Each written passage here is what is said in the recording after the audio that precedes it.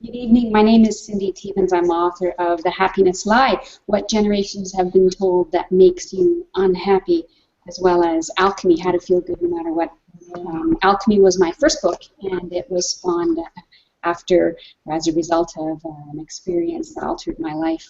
I went from extreme suffering to the most amazing love, joy, and peace for no reason, apparently, because nothing outside of me changed. It altered my life completely. It completely messed with the mind, which thought it knew what was going on, which thought it knew a lot about happiness and life.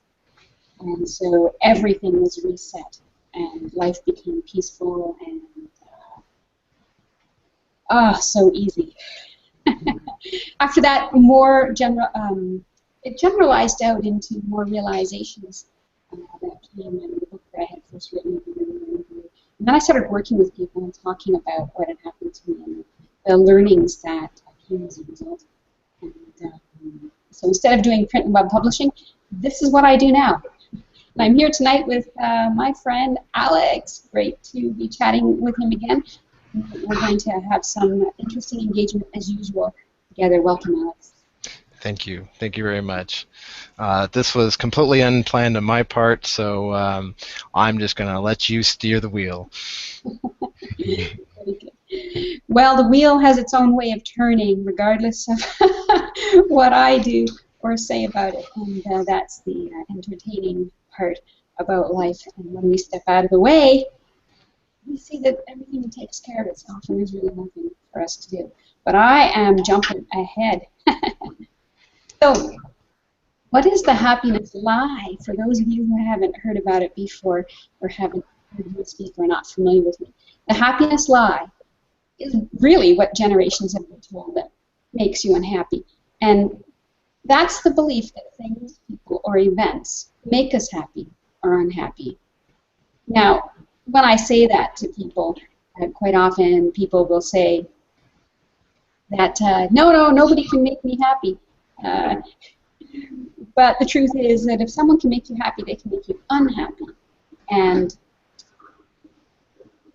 the reality is that's the way our lives are mostly lived, regardless of what we'd like to think. And that's because of the underlying belief. Just looking at the chat box here, I'm getting the message that someone else is having issues with hearing. So I'm wondering what that's about. I'm not sure I can do anything about it at this point without losing the broadcast. Alex, you're a techie person. Any ideas? I did have a quick idea. If you tap your microphone with your finger, then that'll indicate whether it's live on that mic or not, or if it's pulling from your PC like a built-in mic. Yeah, I'm not here. Oh wait, let me stop talking. Go ahead. Yeah, it's not tapping at all. So you're pulling off the wrong microphone off of your computer. So it's coming off the webcam. Oh, the webcam, yeah. Yeah, usually they're both plugged in and we don't have any trouble. So, wondering if I should remove the headset and see what happens if the webcam is sufficient. We're going to try that, okay? Okay. I actually might be able to walk you through switching recording devices. Yeah. You have no. Let's go for that. What version of Windows do you have? 8. Okay, good. Speaker icon, the lower right-hand corner, right-click on it. Yep. And then left-click on recording devices. Click on the recording tab. No, we've lost No, you're not there. Second step. Head the speaker on the bottom right. Yeah, right-click, not left-click. Yeah. And then left-click on recording devices. Yes. Then click on the recording tab, find the one for your webcam, right-click on it, and disable it. For the microphone. Yes. Under recording, on the recording tab. And then make sure your microphone is enabled. No, lost sound from you completely. You might have to just re-enable the webcam mic. I'll let you know when I hear you.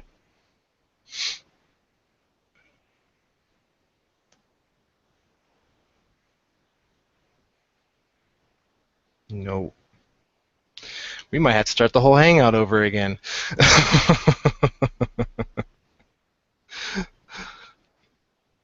Still nothing.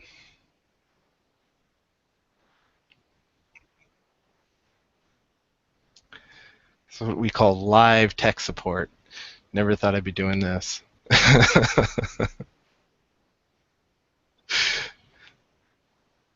I still got nothing.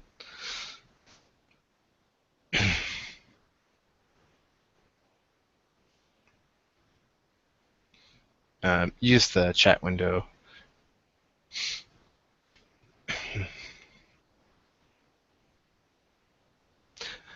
I'm going to play some music on Paltalk just to fill the air.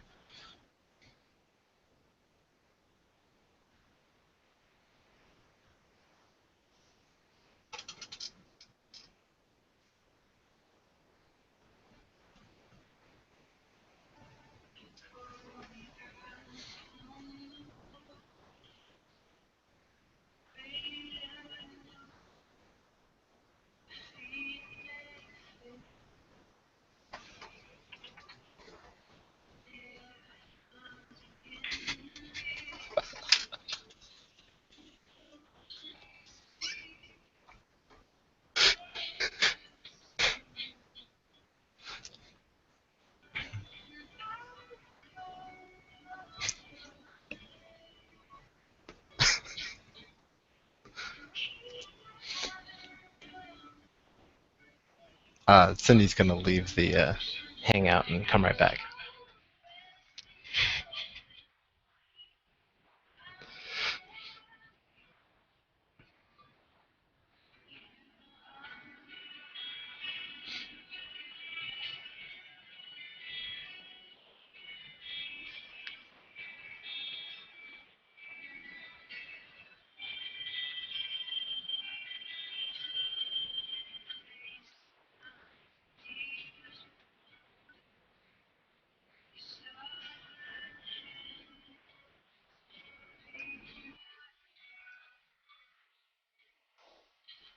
Hello. Hello, I hear you. I am back.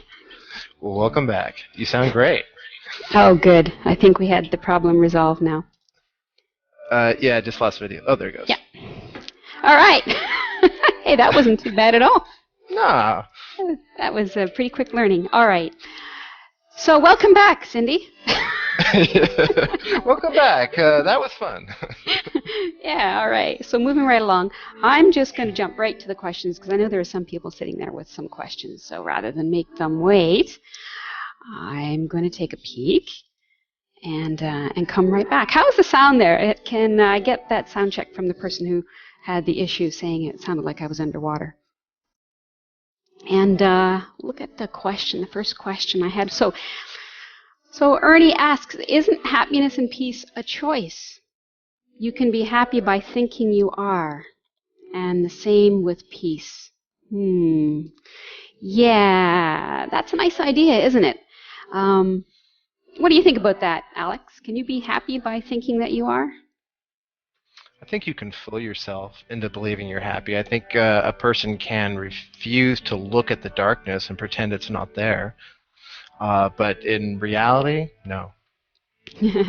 Yeah, no, when I was taking my Master NLP training, I had taken the basic, and then I thought, well, I knew I didn't have control of my state, which would be what happiness is, control of how you feel. And so I took the Master training thinking, yeah, this is going to be it. I'll be able to do this now. And finished the training and went, no, this is not it. And so I knew that under certain circumstances, I would lose it, no question. And I didn't want circumstances dictating how I would behave or how I would react, in certain circumstances, in any circumstance. Or people, for that matter. People? Yeah, letting people control your state of being. Uh-huh. Yeah, this idea of letting people control. See, even that idea indicates belief in the happiness lie, because what implies there is that people do something to hurt you. And somehow you're doing some letting. What is this letting that we do, and what is the hurting that they do? It's it gets all convoluted and very nebulous. And I like to be very concrete and specific and actual and real life and direct, because that's where I've found the peace and the happiness to be. So, you know, I read everything I could, I studied everything I could, and still I didn't find that je ne sais quoi, the thing I was looking for that I didn't know that I was looking for, until the middle of my own intense suffering. And what I came to realize is that generally, not all people, since I've been working with people, but generally with most people, they suffer not over what happens to them, not over what people say or do, but our thoughts over and about what people say or do. And that's the only thing that can hurt you, is your own thought. Nobody else's thought, nobody else's sentence, nobody else's action, short of something, you know, physically violent, can actually hurt you. And I discovered that right in the middle of my own intense suffering, because I was in excruciating pain with certain thoughts. And then when I switched my attention from those thoughts onto the opposite, onto what I did want and off of what I didn't want, I got immediate relief. So that said, since then I've worked with some people who, you know, I tell them this and show them how to do this, and they look at me and go, you know, you say that like it's second nature to you, you know, and now it's actually first nature to me. I don't even entertain negative thought feelings. Why would I do that to myself, having discovered the truth about them?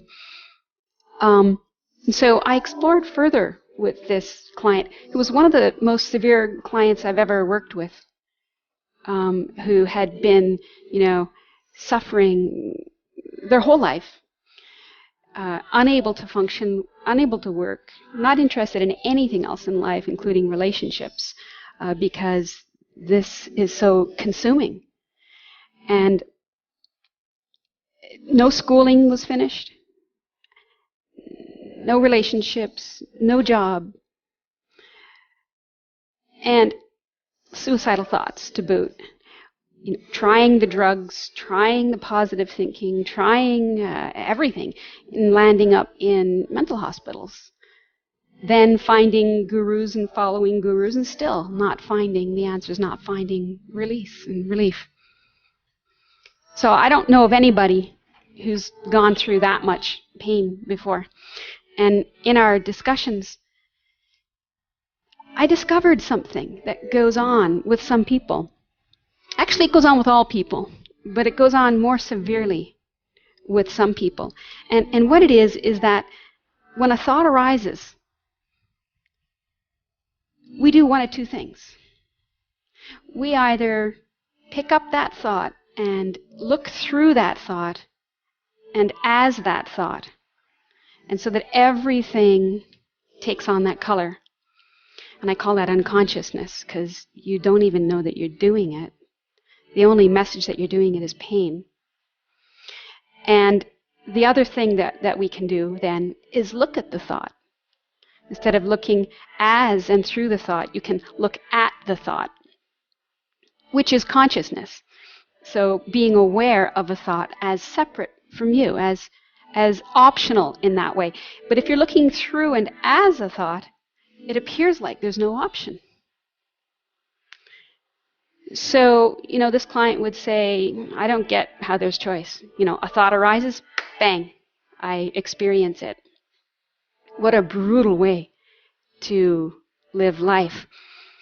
And so we've been doing a lot of work to just explore what are you versus a thought, and what is a thought, so that there can be some space around the thought, so that there can be this looking at the thought, which simultaneously creates the space.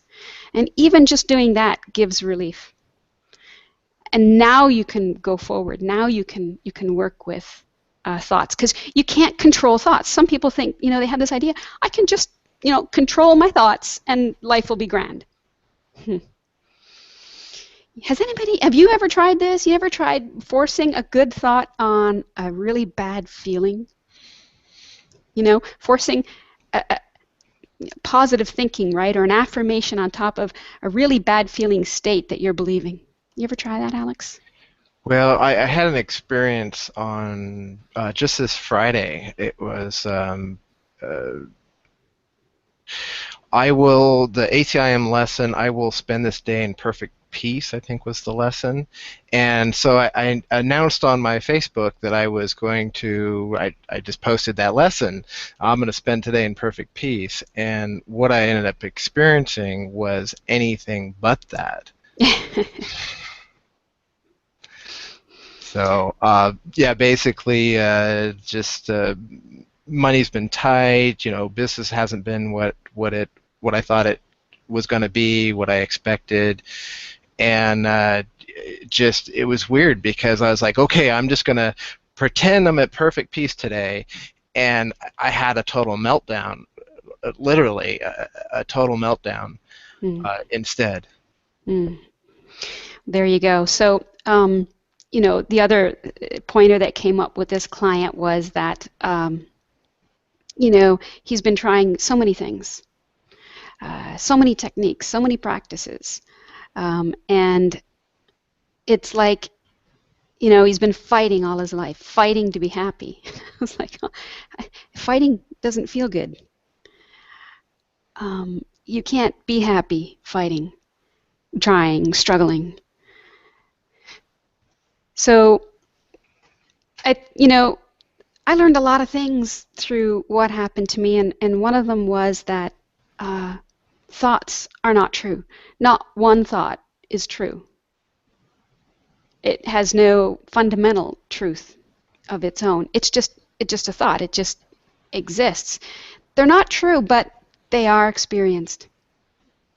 So you can feel really bad over something that is completely untrue.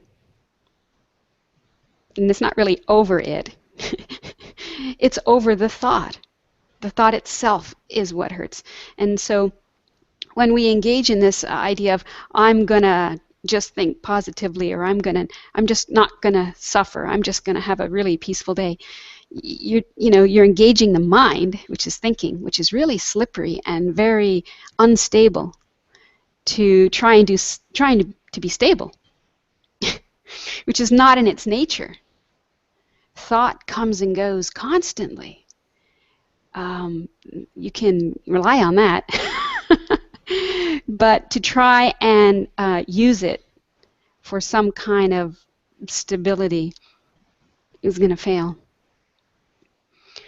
So realizing that thought is not that useful for inner peace. In fact, it's the opposite of inner peace. Thought is not peace. It's movement, it's activity, it's peace is stillness.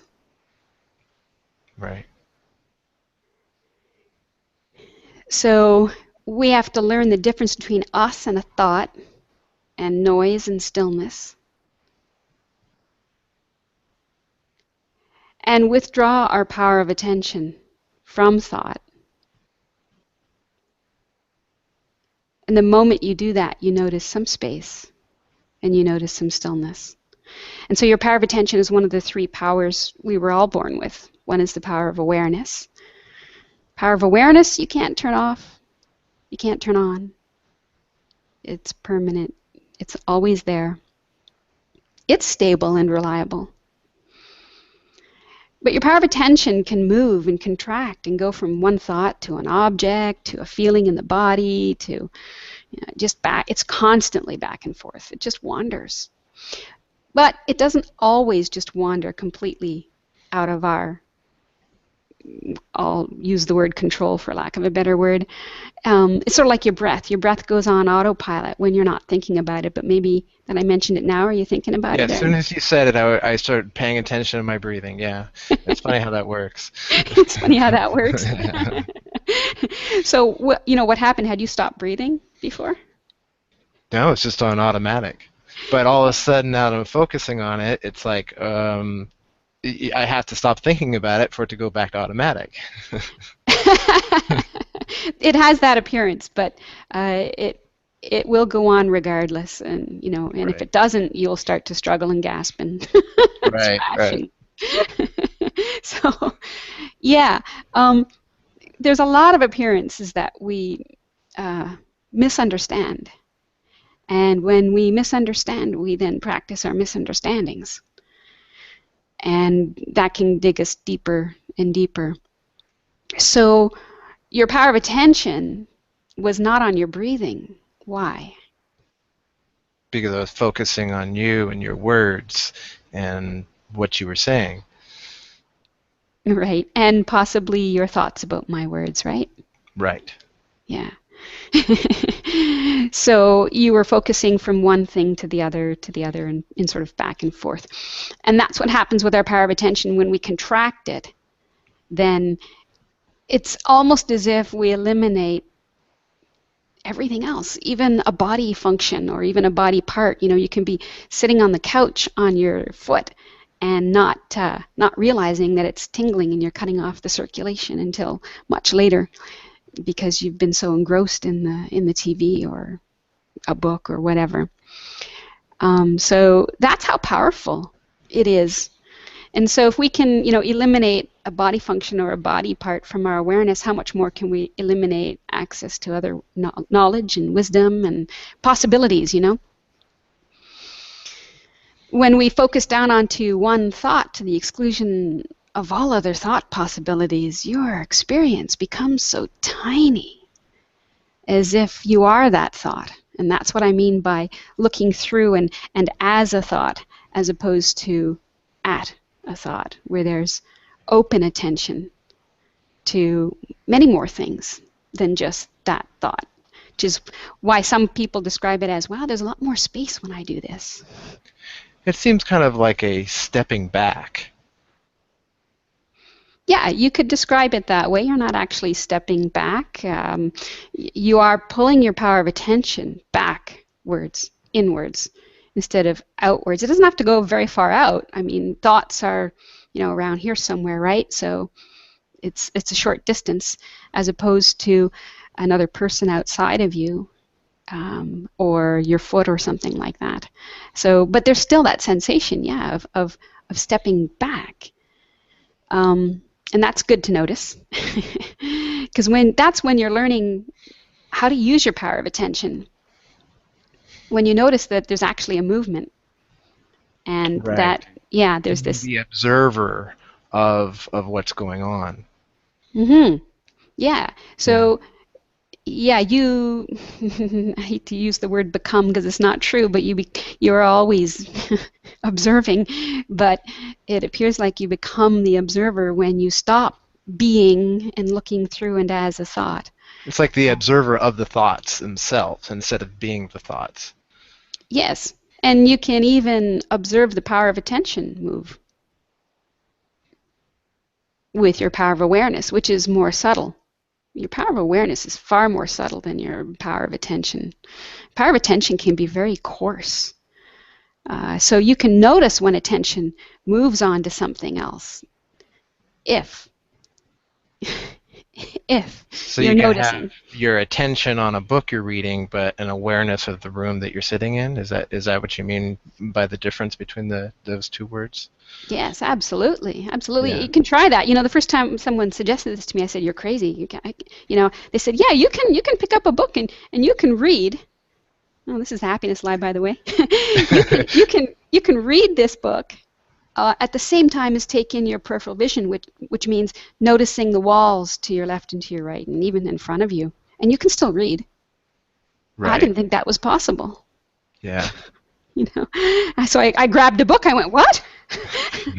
Oh my God. And because ever since we were, 4? Is it 4 when we start to learn to read? We were taught to actually contract our power of attention, to narrow down. They called it focusing. Right? Focusing your attention so that you can read past one sentence without being distracted elsewhere, which is what children do. Right, and if they don't focus their attention, they're labeled ADHD. Right. Yeah. Right. Yeah. Let's hopefully that new learning will come into our schools where you can still be a sponge. You know that about the age 4, when children are taught to read, that's about the age when they stop learning like a sponge. And what does that say? To me, that says before that, their attention was wide open and they are absorbing everything simultaneously. And then we're taught to read and focus and narrow, and we lose information. And it comes in very slow, like through a bottleneck. So yeah, to learn to use the multidimensional experience that you are is much more powerful than trying to be a thought and focus and think as a thought, which can be very, very painful. So I'm just going to return to this question here to make sure and see if I've answered it. I think I have. Yeah. Regarding thinking if you're happy and happiness in that respect, your natural state is happiness. You don't have to think about it to be happy. And in fact, it's only when you disturb that natural state that you become unhappy, and you disturb that state with a thought. So if you have the thought like, I have to be peace today. Today I'm going to be peace. Well, now you have a problem. Because first of all, it implies you're not peace. And now you have to go out and hunt for how to be peace. And then something happens during your day, like business or money, and all of a sudden you find your peace disturbed. And even that languaging is not correct. It's not your peace that's been disturbed. It's you who's disturbed your peace. Yeah, I hear you. Sorry, I'm distracted. My wife was talking to me. So in a way, it's not thinking that you're happy that makes you happy. It's not thinking that you're unhappy that makes you happy. Say that one more time. Go ahead. Yeah, it's not thinking that you're happy that makes you happy. It's not thinking that you're unhappy. Wow. Yeah. Okay. I see that. All right. Okay. Not thinking that you're unhappy. Well, I don't know. For me, it feels like it goes a little bit deeper than that. When I feel like I have to be a provider and I have to, pay my bills and I have to pay the rent, and I feel like that I'm powerless to bring in more income or pay the bills. It's my attachment, my need to be able to maintain the status quo, and my attachment to that seems to upset me the most. I've given up thoughts of being able to change the world in the physical sense, or save the whales, or all kinds of things in the world. I've come to realize that I'm powerless against, but to realize that I'm powerless against whether or not I can pay my bills or not, that's when I experience the unhappiness, the suffering. Yes. And so there you are with the circumstances of, well, you're not sure whether you'll be able to pay the bills at the end of the month. Okay, this thought arises perhaps. And before that thought, was there any suffering? No. Yeah. But before that thought, was the situation any different? No, it wasn't. It's been slow for a couple months. In September, it usually picks up. So it's been slow for a while. Yeah, I mean just like the moment before that thought. No. Yeah, that's all I'm wanting to point out is the moment before that thought, the situation is as it is, and then the moment that thought comes up, now you suffer, right? Exactly. Yeah, so the situation didn't change. The situation didn't cause the pain. Is my thoughts about the situation. Yeah, I'd like to be even a bit more specific. Not your thoughts about the situation, but the thoughts you believe about the situation. And what I mean by believe is not believe that the content is true. I mean that you believe it to be true, and so by that you put your power of attention into it. And it's a bad feeling thought. It's a bad thought. So you're Right. going to experience it. Follow? Yeah. Yeah. What I'm saying is that the content of the thought does not matter in terms of, we always, we get engrossed in the content and we think it's true, and then we, try and work with the content to stop the pain, when the thought itself is what's causing the pain. So you could continue to work with the content, you'll still hurt. I think for me, maybe I'm just being more specific and you're being more generalized. For me, it's a thing of my attachments that, like, the most important thing is to pay the bills and pay the rent, and the absolute worst thing that could possibly happen would be to lose my house and be homeless on the streets. And I was actually thinking, I actually posted on Facebook that I'm feeling suicidal over that, and I had a conversation with my wife later on that night, and she said, I'd rather be with you on the streets than you be dead. And I thought about that, and I thought, I'd rather be on the streets with her than me be dead, or her be dead too. And it was just like, it just went away. Well, it went away not because anything got resolved. It went away because you stopped putting your attention on this thought and believing like it's the most important thing and it's the end of the world. Right. Exactly. So, the thought that you can lose your house is a painful one. Yeah. The truth of it is it hasn't happened. No.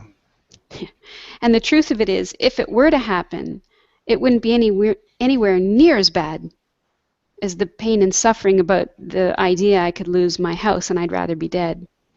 Yeah, that's absolutely right. So you can see that the direct cause of the pain is not the outer circumstances. Right. And the pain doesn't help the outer circumstances to boot. Right? No. So, yeah, as you're feeling powerless and as you're feeling, this fear and pain and that you just want to die, well, how's that going to help you pay the rent? Right. It's not, right? So, there's, if there's something you can do, you'll find yourself doing it and not worrying. And if there's nothing you can do, you won't find yourself worrying. You'll find yourself again taking action. So worry is completely irrelevant. It doesn't help. And when I say worry, I mean putting your attention on a bad feeling thought. I like to get really specific because, then we might, if we say, worrying is my problem, now we try and deal with this thing called worrying. Well, what is that? How do I not worry? Right. It gets all nebulous, gets all very conceptual. So how you not worry, yes, is you not be interested in a thought that feels bad. Yeah, I guess the way I put it in my mind is my attachments to those thoughts. It's pretty much the same thing. Except that puts a little bit of blame on you, doesn't it? And it also makes, like, oh, there's something wrong with me. Now I've got to go and fix my attachments, whatever they are. Well, I mean, that is part of looking within, our attachments to our thoughts. The more attached we are to the thought that something has to be a certain way, and if it's not that way, it's going to be disastrous. Our attachments to that idea that it's going to be disastrous is, sorry, my phone's ringing. If you notice that it hurts, the attachment is over. If you notice that it hurts and you therefore become uninterested in the thought, there is no attachment. We are misguided because of the happiness lie. We think that if we can change things, our suffering will stop. And that's a bit of confusion of cause and effect. It's not the things that are hurting us. The cause and effect factor, we can get so easily confused about. It's much like an ancient story about a hunter who goes out with his dog, and the dog scares a rabbit out of the bush, and the rabbit fires off and runs into a tree and breaks its neck. And the hunter comes over very pleased and picks up the rabbit and takes it home and has rabbit stew. And as he's sitting there enjoying rabbit stew, he's contemplating, that rabbit killing tree. Yeah. And so the next day he goes back to the tree and sits by it, waiting for it to do its rabbit killing thing. Which of course it doesn't, and he goes home hungry. So the hunter confused the true cause and the true, of the effect, and therefore is misguided. And when people want something, let's say I've got this really nifty stapler and you really want it. You want it so badly that you do nothing but think about it. You think about how to get it. You think, geez, I have to have that. If I don't have that, I'm not as good as anybody else, or I've got, these problems, and that's going to solve it all. And I just have to have that. And without that, I can't do anything. All these kinds of suffering thoughts. We can talk about suffering thoughts and how they deteriorate in a moment. But so what's going on there? There's a lot of dissatisfaction. There's a lot of dissatisfaction, and that feels bad. So what happens is you agitate yourself. You agitate yourself. Well, the stapler's not doing anything. It's not doing it to you. So you agitate yourself until maybe you get it. Okay, you get the stapler. Okay. And now what happens? Oh, yeah, that's so good. Now what happens? You stop agitating yourself. The stapler didn't do it. It didn't do it in the first place. It didn't do it in the second place. And so we confuse the cause of our pain for things, people, or events. But things, people, or events don't cause it. It's the thoughts we're having, that we are using, that we are believing, that we are agitating ourselves with, that cause the pain and give relief to the pain when we stop doing it. So is it a choice?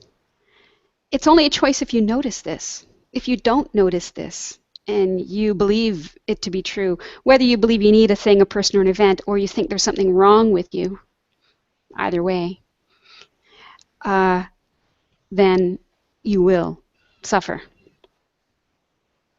Right. See, my view is there's nothing wrong with anybody. There's nothing you need to do. It's what you need to stop doing. Well, when I see people suffering, especially those closest to me, those I love, I want to help. That's and natural. I get frustrated when it seems like there's just some things even with my own wife, I can't help stop the suffering. Yes. Yeah, and it's natural. It's natural to not, wish that people don't suffer, which is what compassion is. It's natural because you're not separate from them, and you've had the pain and the suffering, and you can relate, and you can't feel another person's suffering, but you feel your own suffering about their suffering, and that doesn't help them either. So if you really want to help somebody, the best way to help somebody stop suffering is to end your own suffering, because the blind can't lead the blind. I don't know how my wife using the wrong bank card at the grocery store and her coming home in tears has anything to do with me or my suffering. I reassured her that it's fine that she used the wrong card. I made the transfer in the account and it'll be fine. I'm not upset. But Right. She was literally in tears. Yeah. And it wasn't, of course, about using the wrong card. It's about Right? being bad. Yes, about Yeah. all the thoughts about I did the wrong thing. So here's how suffering deteriorates, which is what I was talking about a minute ago. So we have an event or a situation or something that we notice, like, oh, I use this card instead of this card. I use this card instead of this card. It's quite benign. It doesn't really cause any trouble, right? Then comes the thought, I used the wrong card. Now this is a bad feeling. This is a judgment. And you already start to feel bad. And then comes the thought, oh, that was a stupid thing to do. Now it's really deteriorating. And then it becomes, I shouldn't have done that. I'm going to be in trouble. That's going to cause all kinds of problems. He's going to be angry with me. Who knows, right? All the thoughts that hook onto each other. How far it will go. Right. And it will go as far as you are unconscious, as far as you are looking through and as a thought, as opposed to looking at a thought. Because if you looked at the first thought, I used this card instead of this card. Okay, so now I have to make sure there's enough funds for other things. Right. End of story. No story. And now I just, I have to go tell my husband that this is what I did, and we need to just take care of things. Yeah. But what thought can do, and everybody, well, I think most people in North America had this experience. Did you ever play telephone when you were a kid? Play telephone? How do you mean? Okay, there was a game called Telephone where all the kids sat in a circle, and one person spoke a sentence in the ear of one person, and then that person was supposed to speak the same sentence into the next ear of the next person, and all the way around the circle. I've seen it demonstrated. I've never experienced it myself, but yeah, I've seen it. Okay, yeah, it can be very hilarious because it starts out as one sentence, but by the time it gets to the end of the circle, it comes out completely destroyed. Right. It probably doesn't make any cognitive sense whatsoever. Has no meaning. Has no meaning whatsoever. Just a bunch of words, maybe even sounds mumbled together. Right. And this is the nature of thought. This is how thought deteriorates. And it happens with other people in a circle, but it also happens inside the mind when you take one thought and then it either gets deleted, distorted, or generalized. And these are the three cognitive errors in thinking that people make. So one thought, I use this card instead of this card. This becomes distorted and becomes, I use the wrong card. And then the wrong card becomes distorted. That was a dumb thing to do. And on and on and on. And so it just gets uglier and uglier and uglier until you get to the point of having suicidal thoughts. Or even murderous thoughts. And if you do this long enough, over a long period of time, you are draining the body-mind. You can lower the serotonin levels of the brain, and serotonin is a happiness chemical in the brain that helps support your happiness.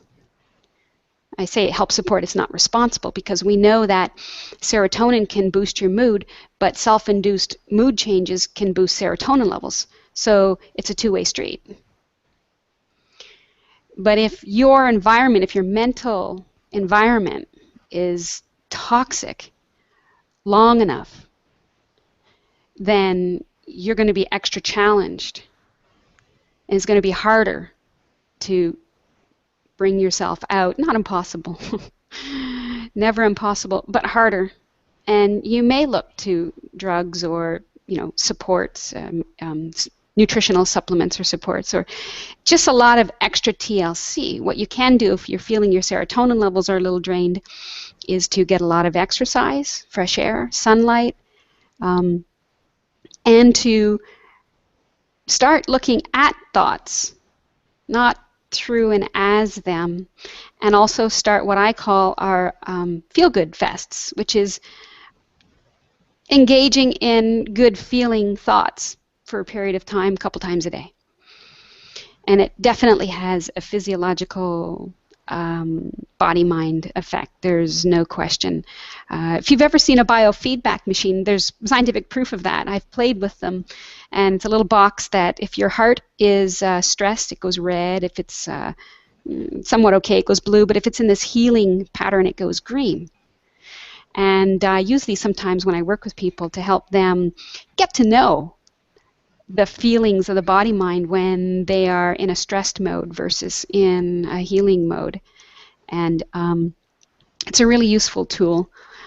And it's just confirmation that it's not a one-way street, that it's a two-way street. And there's lots we can do.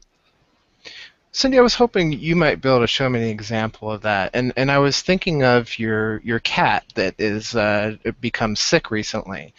And I was just hoping that maybe you could share that story and you know, as an example of how to have those good thoughts. Well, you know, what I find even more powerful in the good thoughts is just reality. Uh-huh. You know, it was a strange thing because on one of the trips into the vet, because as Alex knows, my cat got really deathly sick, and not just once. I took him to the vet, I think, 5 times. 3 times under emergency situation, you know, once at 1:30 in the morning, and he got better, and then he got worse again, and then in the middle of taking him back after the second time, he had become quite unresponsive. He was actually seeking out places in the house he never went before, and hiding in corners and closets and things. And I've read that that kind of behavior, you know, if an animal is dying, that sometimes they will just go away on their own somewhere. And so I saw him doing this, you know, one day. And we were also at the point where didn't know what else there was to do. The vet had said that if he bounces back, then it's what we think it is, and if he doesn't bounce back, then it's likely cancer, and really there's nothing to do except chemo, and I knew I wasn't going to do chemo. So there he was laying, you know, not moving, and I found myself looking to see, is he breathing, actually? And how are you feeling about all this? Because that's what I'm really trying to get at. Yeah, I'm getting there. Okay, sorry, I'm just over anxious. Yeah. And so, you know, at this moment, I'm not feeling any one way or another. I'm looking to try and assess and know, is he getting better or worse? Is it time to let him go, to, you know, or what? And in that moment, so of course we talk about, you know, one moment you don't have the thought you don't have money and you're fine, and the next moment you have the thought, I can't pay the bills, and suddenly you're not fine. And that, you know, potential was going on with Fluffy the cat. I mean, the whole time he is alive. But mind arises, I call it, you know, well, mind arises anyway, and mind says, well, geez, is he alive? He's looking like he's preparing to go off somewhere. And so it was this back and forth moment where mind would arise and say, it would say things like, you know, there's nothing more we can do. And that wasn't a painful thought. But it wasn't totally believed either. And so, you know, I made the last call to the vet, and I was preparing to hear the news, I suppose, if there's such a thing as preparing. But when I phoned the vet said, you know, he bounced back a bit last time. If we just give him a bit more of the medication and maybe some more fluids and maybe, you know, something else, we'll see. So, oh, okay. So take him off in the car again. We're on the way, and he had been quiet all day. And suddenly in the car he's meow, meow, meow, you know, complaining. and I was kind of laughing because I said, well, what are you complaining about? You're still alive. Like, what do you expect me to do? It was entertaining. And then the thought came, this may not work. And then the thought came, I may have to put him down.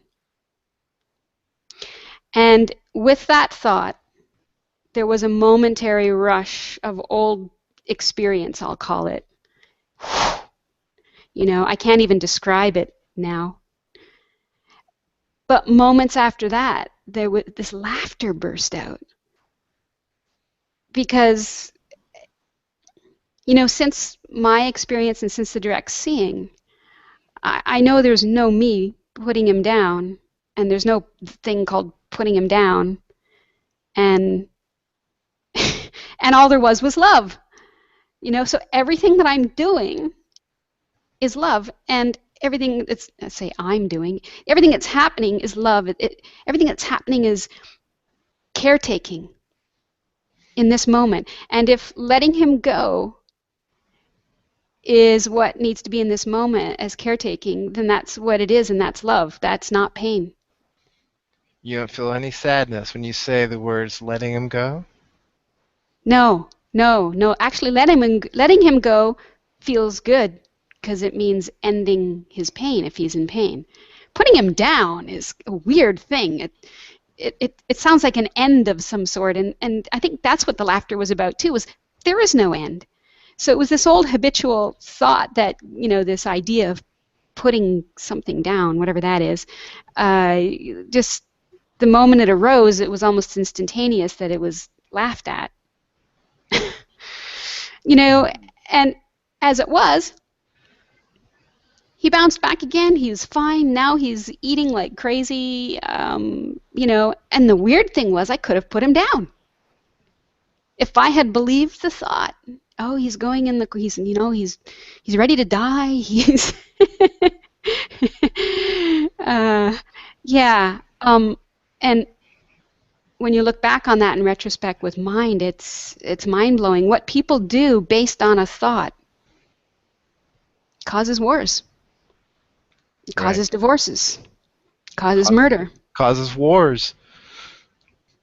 Yeah. A thought is nothing compared to what is happening. And that was what was so funny in the car. Here he was screaming and complaining because he's in the box again, going to the vet. And, and that's what was. Like, he's alive. And how about the financial aspect and struggle with having to balance putting him down or keep paying vet bills? Yeah, that was really interesting. And that was even, oh, they were both interesting, but yeah, there wasn't that much money this month for the vet bills. And there wasn't resources for it either, other than an Indiegogo fundraiser, which I did start, and it didn't raise enough to cover the bills. And so somehow, on the first of the month, there was enough money to cover what was needed on the first of the month, you see. And it seems like just somehow there's always enough for what is needed.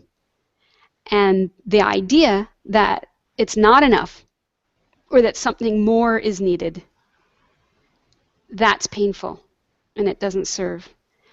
And I completely did not touch any of those thoughts. And there was humor in that because I clearly remember years ago suffering severely over situations that weren't nearly as, quote, bad. And here it was, just don't touch it. And when you don't touch it, what do you have in this moment? Everything is fine in this moment. The sky's not falling. I have a house. There's food in the fridge. There's a bit of gas in the car. You know, if there isn't, then something that will be taken care of if it's needed.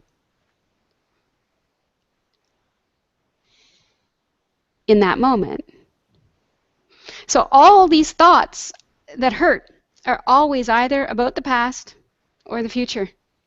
And they don't belong here and now, which is why they hurt.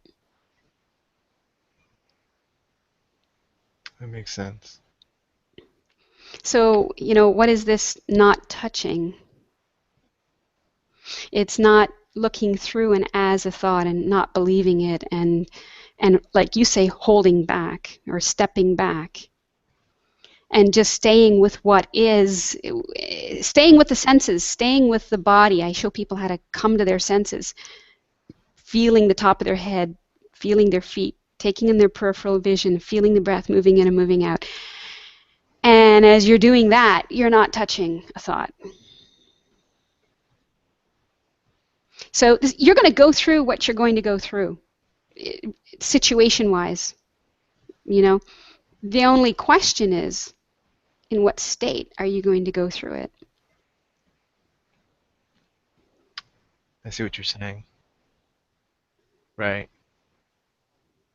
By the way, I pasted a question that was from Paltalk from Lori Amicus. If you want to address that, I pasted up there in the chat. Great. Yeah, I did see that, and I was wondering why you're answering it, because I think you know, but yeah. So yeah, the question is, when you say the direct seeing, what do you mean? Yeah, I think I've used that term a few times. So when I discovered the capacity we have for love and joy, when I discovered that everything that we want from outside is here and always available, I went around for weeks on a high, giving myself everything I want in the moment. And after 9 months of doing that, an equanimity settled in, meaning just even the tendency to even think about going outside for anything was gone. Because what do you need when you're fully self-fulfilling, right? You don't need anything of the world. So my interest in the world was over, in terms of I didn't need anything and I didn't need to avoid anything. It didn't mean I didn't act. It didn't mean, you know, I didn't get up and work and, you know, do things and clean the house and that. That all just happened normally and naturally. It just meant there's no more desire for things, as in attachment to things. And the last thing that I really, you know, was interested in at that time, because to have everything, there's only one thing left, and that was to know what's going on here with this thing called life. Where do we come from? Where do we go? What's our source? What is there anything beyond? You could call it God, source, divine, the absolute, whatever you want. I became single-minded with that. And I had fallen in love with love itself, not love of a thing or love of a person or an object or any such thing, but love itself. And I found that when you pursue love itself, like you would a lover, you get more and more and more and more of it. So I indulged. And at one point, instead of me needing to indulge, it kind of took over. And I felt like a magnetic pull to be alone, and I went off into the woods a lot in those weeks. And one day, during a hike, it was like it should have taken an hour, and it was probably 5 hours, as I was just enjoying the bliss and the ecstasy along the way. In one moment of this seeking to know the source, there was an explosion of love at the chest that knocked me to my knees, crying with the intensity. I thought I was in bliss and ecstasy before. This was out of this world. It's the only way I can describe it. And from my knees, I looked up at the trees, crying, and I saw them as me for the first time in this body-mind. Meaning no self, no other, no distance, no time, no separation. I still saw the tree, the form of the tree, the trunk, the leaves, but there's this recognition. Oh, it's me. Oh. And then the laughter burst out, and I laughed and cried and laughed and cried and laughed and cried, and laid in the snow, just like every cell in my body was being tickled simultaneously. Then I, stood up after a while and looked at everything, and everything I looked at, it's me, it's me, it's me.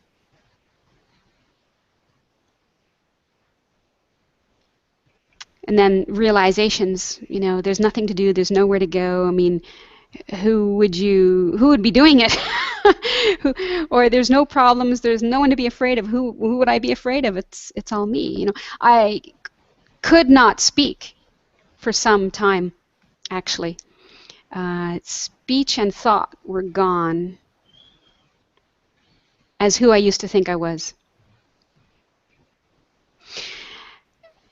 But eventually thought came back, and when it did, it was so far away. It was faint, and it was far and away and to the left. And I knew for the first time in this body mind who I was, without a doubt. And the reality is so crystal diamond hard and clear that when I heard this voice arise that I used to think was me, I recognized it as such.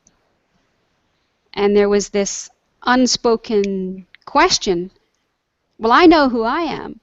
Who the hell are you? But all there was all there was silence. It didn't answer me back because it's not a who. Yeah. And you say, and then you ask the question, well, who are you? No, who is the you that you're referring to? I mean, it sounds like there is no you to talk to. I mean, no other. You said, who are you? Well, yeah. Who's the one saying who are you, and who's the you saying it? Yeah. Well, as I said, it really wasn't me saying it. It was. There's a. This is where it becomes ineffable, unspeakable. There's a knowing that is not thought, that is not speech. There's a knowledge that is not, that never leaves, it never comes, it never goes. And thought, of course, comes and goes. And it's not separate from you or me.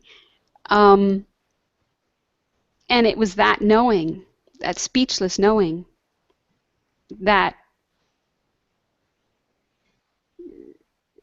recognized that's who I used to think I was. Recognized you're not me.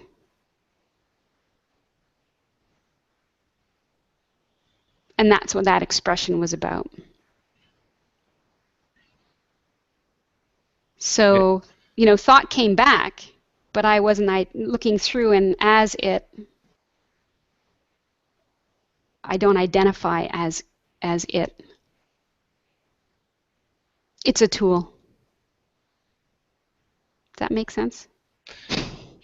Yeah, it makes sense, but I just, the question that comes up into my mind is, can one have a conscious awareness of being one with all that is and still function in the world like a normal person?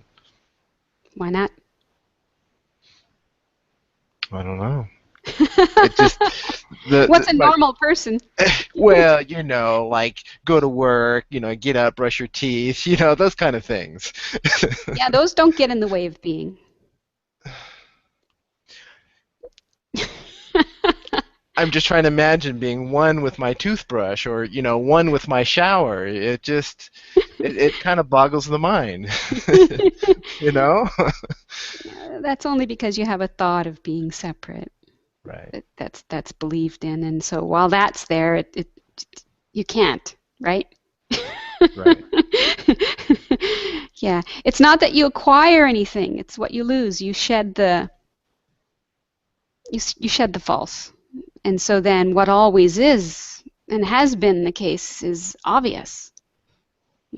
It's like a shift of attention. I was out on a hike with a friend about a month ago, and we were going up this mountain, and there was a waterfall, and we came to a pool, a nice still pool of water, and we just sat by there for a while. And I was looking into the depths of the pool and seeing, the things on the bottom. And then all of a sudden I saw something flip past it. And then I realized it was actually the shadow of a bird high above that was reflected on the top of the water. And so my attention went from the depths of the water to the surface, and I saw the whole scene of the trees and the sky and the birds and everything being reflected there. And so it's sort of like, it's an analogy. Like a shift of focus. A shift of attention, yeah. So instead of seeing the depth and thinking that's the truth, you can shift your attention and see a different truth, or you can see the whole truth simultaneously.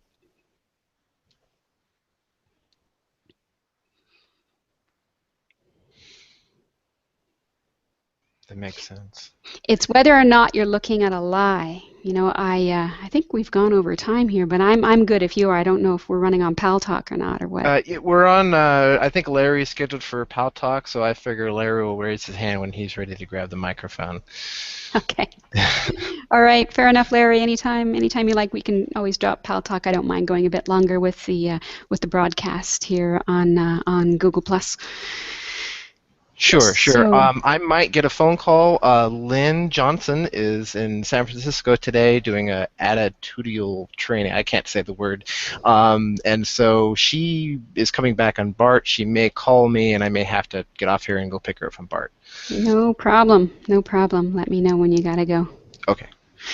I won't stay on too much longer. So, yeah, and I've had other experiences of that. I mean, the best example I can use about false knowledge being dropped was very potent for me.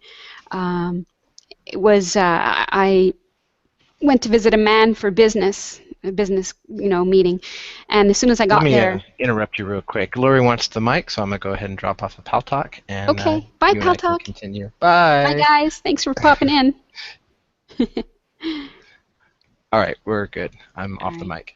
Okay, thank you. So, yeah, I went to meet this man for business, and the moment that I met him, I knew there was something wrong with him. This is what thought said. Oh, there's something wrong with him. And I didn't know what it was, so I couldn't really focus on the conversation because there was this thought in the background that kept saying, "There's something wrong with him, something wrong with him." And I never figured it out that night. And I met him again the next week, and I thought, well, it's probably be gone now, whatever that was. Nope, it was there. There's something wrong with him. There's something wrong with him. And third meeting, it was just, I couldn't ignore it. And so I thought, I have to do something with this. And, I couldn't exactly ask him, "Excuse me, what's wrong with you?" So I started asking myself. So, what color are his shoes? Black. What color is his pants? Black. What color is his shirt? Green. What color is his hair? Brown. What color is his eyes? Blue. And gray. And suddenly, his face came into sharp focus, and I could see him clearly, like I've never seen him before. He was a total stranger. I was like, wow, who's that? And I could see he had two different colored eyes. See, I had the knowledge that human beings have the same colored eyes. I've never seen or heard of before then a human being having two different colored eyes. I've seen animals and pictures of animals and whatnot, but this was totally new for me. Jesus has two different colored eyes. Who? Jesus. Oh, yeah? Yeah. Oh, I'm sure they don't have any scientific proof of that, but... There's a little girl that does some lifelike paintings of Jesus. And so she says she sees him and she paints him, so that's her claim. Okay. So I don't know if that's true or not, but sounds good. Sounds good, and anything can happen. And so here I am with this guy finally seeing the man I'd been spending hours with, and finally hearing him too. And then it happened again about, so what I want to say about that is that even though I was with him all those hours for 3 weeks, his eye color never changed, presumably. He always had one blue and one gray eye. So why could I not see that before, and now I suddenly saw it? It's because I had false knowledge that said human beings have the same colored eyes, and so therefore I couldn't really see him at all, because that had to be kind of blocked out and veiled. Let's use the word veiled. Because it didn't match my knowledge. And it happened again a year later. I was in the hospital for something minor, and the doctor walked by, and I was, something's wrong with her. So, I knew I had about 3 minutes with doctors, right? So, not 3 weeks. So, I started asking, what colors are shoes? Brown. What colors are pants? White. What colors are coat? White. What colors are hair? Brown. What colors are eyes? Blue and green. Beautiful blue and green. And it hit me that, it's not the eyes that see. It's the mind that sees. That reminds me of a story I heard about when people came on boats to what's now the United States, and the Indians were out at the shore, and they were looking out on the horizon, and they couldn't see the ship that was anchored out on the horizon, but they felt that there was something wrong. They could just feel it. They couldn't see the boat that was out there. And finally, one of their spiritual, I don't know what they call them, the shaman. Shaman, yeah, one of the shamans came out there, and he sat out there for, I don't know, I seem to remember something like 2 days he looked out there, and finally, after looking for 2 days, he was able to see the ship that was anchored out there. Yes, yes. I've heard that story. I think I've told that story too. I've since tried to find some proof about it and not really finding any, but that doesn't mean it didn't happen. I could totally see that happening, having had this experience, no question. We only really truly see what we believe we see. And that's in your relationships, that's in your financial situation. It may look horrendous, but you're only looking at the bad parts, and you're not actually, looking at your other resources that you have available, and so things can look really bleak. It's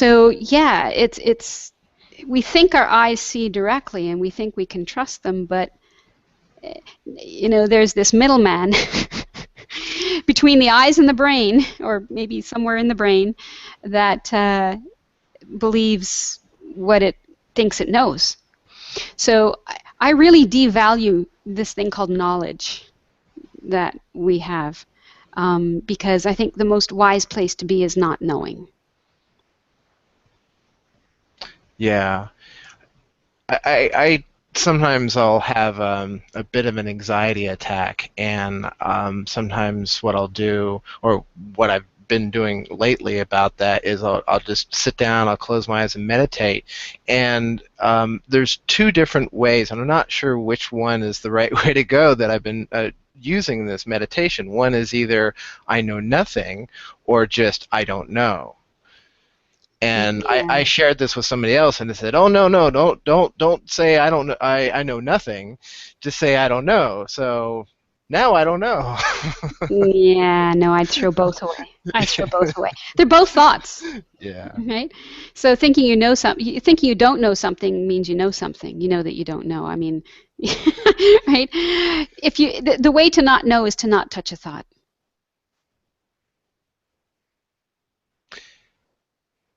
And how to still the mind to not touch a thought.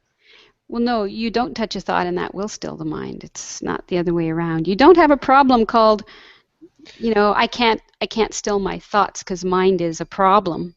Well, it's kind of like, if I said, close your eyes and don't think about anything. Well, maybe you could do it, but I struggle with that, to willingly not think about anything. Well, yeah, of course. If I say to you, don't think of a blue tree, what happens? Think of a blue tree, right? Yeah. So stop thinking altogether, but don't think about thinking. So how do you do that? Come to your senses. Feel your feet. Feel the top of your head. Take in your peripheral vision. Notice your breath moving in and moving out. Yeah, because it's a shift of focus. Well, it's withdrawing your power of attention from the stream of stressful thinking by putting it into the senses.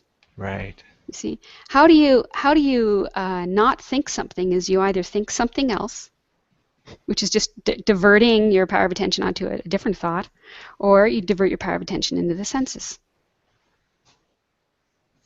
That makes sense. And then you notice what's here and now, not a thought about what's here and now. Yeah.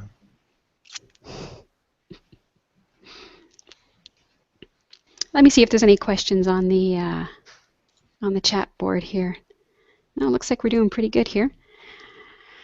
So maybe if there's no more questions, we may end it for tonight with an invitation to come back again. I do this about once a month. I'll be doing some with Alex, I'm hoping, looking forward to more around the subject of, I don't know, Course in Miracles and things that are not of this world. Let's as if that were if true. you want to plan the next one, we certainly can, or we could just, throw something together spur of the moment and see if it just works out. I don't know. It's up to you. Yeah, I'll be definitely planning it to give people a heads up, because for those conversations, the A Course in Miracles people would be most interested in, because I think you bring that to it, which I do enjoy, because I'm not the expert on A Course in Miracles. You've studied it and read it a lot more than I have. So I appreciate that being brought to the table. And well, I certainly wouldn't consider myself an expert either. I did just start. I did the workbook of Course in Miracles in 2012.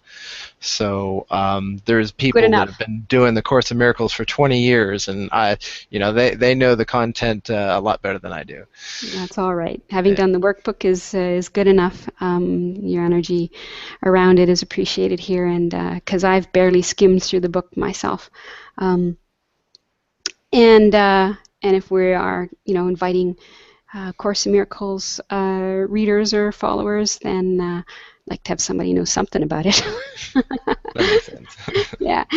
But as for straight up Truth of Happiness and the Lies, that is about once a month on Google Plus here. So I will be posting that ahead of time too, to give people a chance to plan. Of course, anything can happen. Things do change, but that is what makes life interesting. Absolutely. This was exciting. Just so fun to have something just within minutes of, things going on, and just this falls into my lap. It's like, okay, sure, I'll take it. Excellent. Thanks for playing. It's always a joy to play with you, Alex. Thank you, too. All right, well, appreciate it. You're welcome. Thank everybody who's still hung in. We have a number of viewers who are still hanging in over time, and I hope you don't have any burning questions, but if you do, bring them next time. I'd more than likely like to address them. One more look here. Yeah, no more questions on the board. We are getting a thank you. You're very, very welcome. Thank you for joining us there. And if anybody from ACM is listening, thank you for joining us there as well. And we'll see you next time. Until then, enjoy the joy just because you can. Good night. Good night.